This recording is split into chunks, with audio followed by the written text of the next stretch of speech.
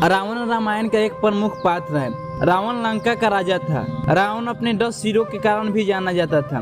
शास्त्रों के अनुसार रावण महापंडित और महाज्ञानी था, जिसे प्रत्येक बात का ज्ञान था।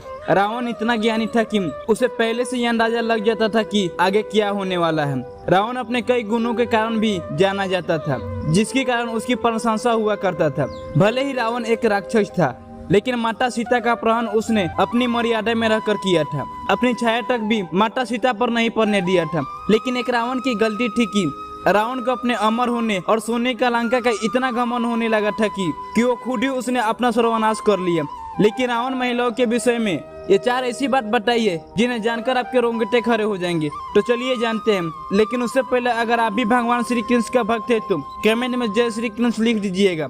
तो चलिए वीडियो को स्टार्ट करते हैं। पहला है स्त्री का लालच। रावण ने अपने प्राण त्यागने से पहले स्त्रियों के बारे में कहा था कि स्त्रियां बहुत ही मतलबी होती है और वो अपना मतलब निकलवाने के लिए किसी भी हद तक जा सकती है, फिर चाहे आपको उसे धोखा ही क्यों ना देना पड़े या किसी को रास्ता से ही क्यों ना हटाने पड़े। ऐसे में स्त्रियां अपने लालच के चलते कुछ भी कर देती है। स्त्रियां किसी भी लालच में बड़ी आसानी से फंस जाती है और आपको भी फंसा देती है। दूसरा है अपनी बात से पलट जाना। रावण ने यह भी बताया था कि स्त्रियां अपनी बात से जल्दी ही पलट जाती है। ऐसे में स्त्रियां कभी भी सच नहीं बोलती है।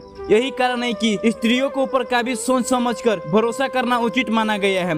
ऐसे में स्त्रियां इधर की बात उधर बहुत करती है। इस तरह स्त्रियां लोगों के बीच लड़ाई झगड़े भी करवा देती है। राज का बात बता देना। रावण ने प्राण त्यागने से पहले यह भी बताया था कि स्त्रियां कोई भी राज की बात नहीं छिपा पाती है।